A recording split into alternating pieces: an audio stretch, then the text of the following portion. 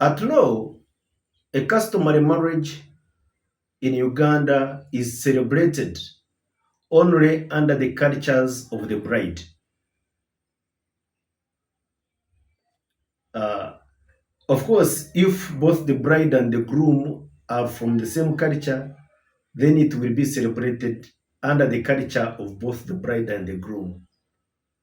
Uh, However, if the bride and the groom are from different customary cultures, then the customary marriage is celebrated under the customs of the bride. So if you are a Musoga man getting married to a Langi girl, a customary marriage is only lawful if it is celebrated under the customs, under the cultures of the Langi. So at law, a customary marriage is that marriage which is concluded, which is celebrated, which is solemnized under the cultures or under the customs of the bride. A customary marriage only exists after the bridegroom, after the man has satisfied in full the requirements of marriage imposed on him by the culture of the girl.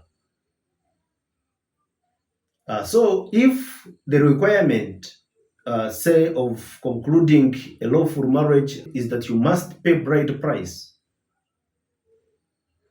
and if bride price is levied against you by the family of the girl, there is no customary marriage unless and until you have satisfied that requirement. If the bride price imposed on you is say 10 cows and you pay 8, there is no marriage. Part satisfaction of the requirements, of the cultural requirements for marriage does not complete the marriage. For there to be a marriage, you must have completed, you must have satisfied the requirements of a valid marriage under the customs of the girl. So if you have not paid bride price in full, the marriage is not complete. At law, every customary marriage is said to be potentially polygamous. Potentially polygamous essentially means that the man in the marriage has the latitude, is free to contract other customary marriages. This means that a customary marriage is not exclusive to the spouses, to the two people that comprise it. A man in the customary marriage is free to contract several other customary marriages if he so wishes. So the law does not require that every man in a customary marriage must or should marry other women. However, the law allows the man in a customary marriage to contract other customary marriages with other women. The law does not allow women to marry other men. It doesn't allow women in customary marriages or wives to contract other customary marriages with other men. So it is one-sided, and it only gives latitude to the men to marry as many women as they want customarily. There has been a lot of questioning about whether polygamy is lawful in Uganda. And the answer at law is that yes, polygamy is legal, polygamy is lawful. However, that answer comes with a caveat. Polygamy is only lawful in the customary sense. It is only lawful for those who opt into culture, opt into culture.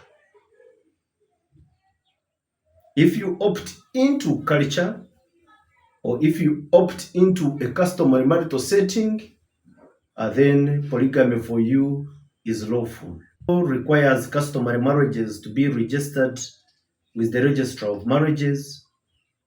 And upon registration, the Registrar of Marriages gives or issues a registration certificate. However, registration of customary marriages has no bearing on the legality of the customary marriage. So non-registration of a customary marriage does not invalidate the customary marriage. However, if your customary marriage is not registered with the Registrar of Marriages, it becomes practically difficult for you or impossible for you to rely on the marriage in circumstances that require you to prove marriage. Proof of marriage under the law is by a registration certificate. Therefore, if you find yourself in a situation where you need to prove marriage to access certain things, without the registration certificate, you will not be able to access those services, to access those benefits. For example, if your spouse dies and your customary marriage is not registered, you will not be able to apply for letters of administration or for their death benefits. You will not be able to pursue their death benefits without proof of your marriage. And proof of that marriage is only by a registration certificate. So those of you who may hope to take pictures and say these are the pictures that we took at the function to prove a marriage, no, it may not work for you. So while it is not hard and fast that you must register your customary marriage with the Registrar of Marriages, it is desirable that you ensure that your customary marriage is registered with the Registrar of Marriages. So,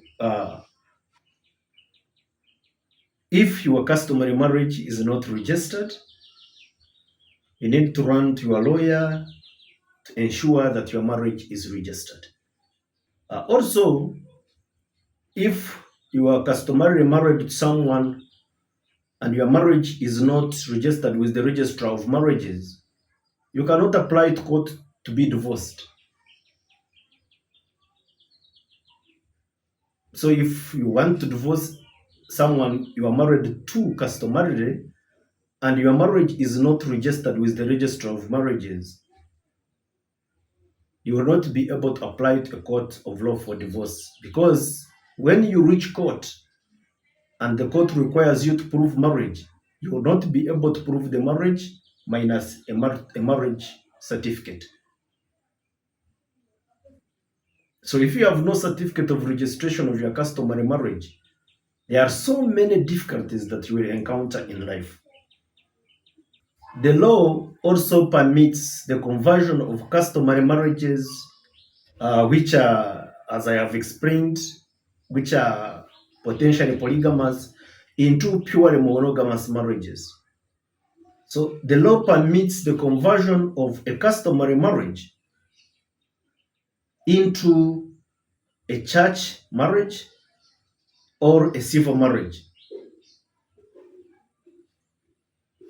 However, for you to convert the customary marriage into a civil or church marriage, it must be done at the time before your husband has picked another woman and married her customarily. If a husband in a customary marriage has already exercised his right to marry a second wife or a third or fourth wife, then none of those customary marriages can be converted into a civil or a church marriage because it's already polygamous. And when it's already polygamous, then you cannot convert it into a monogamous marriage. However, if you and your husband are still alone in your customary marriage, the law permits you to wed in the church. It permits you uh, to go to the register of marriages and contract a civil marriage.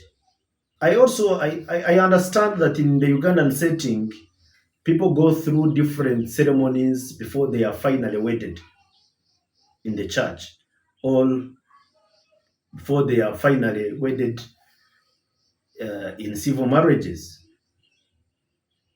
People go through introductions, giveaways, and finally they go to church and wed. However, my advice is if your intention for marriage is that you want to be in a monogamous marriage, if your intention for marriage is that you want to be an only wife in that marriage, or if your intention for marriage is that you should be in a monogamous marital setting, then you should make sure that when the preparations for the traditional marriage are being made, preparations for the wedding, for the church wedding, or for the civil wedding are also in the pipeline. Otherwise, if you contract the customary marriage and maybe the intention of your spouse changes along the way, you are locked up in a potentially polygamous marriage. And if your husband picks up another wife under a customary setting before the wedding takes place, you do not have any place where you can complain against it. Because the marriage you are in is potentially polygamous. Therefore, if your husband picks on another wife, it cannot be a ground for complaint. You cannot even apply to court for divorce on ground that your husband has picked up another wife. Because what you went into or what you are in with him is a potentially polygamous marriage. So if he exercises his right to marry another wife, you will not be able to complain against it. So if your intention is that you want to be in a monogamous marriage, you should make sure that all processes are taken, all processes are activated for you to begin with the customary marriage and end into a church wedding. Stopping anywhere after the customary marriage will keep you in a potentially polygamous marriage, and you may never live to realize your goal of being an only wife, or of being in a monogamous marriage, or of being in an exclusive relationship with your husband.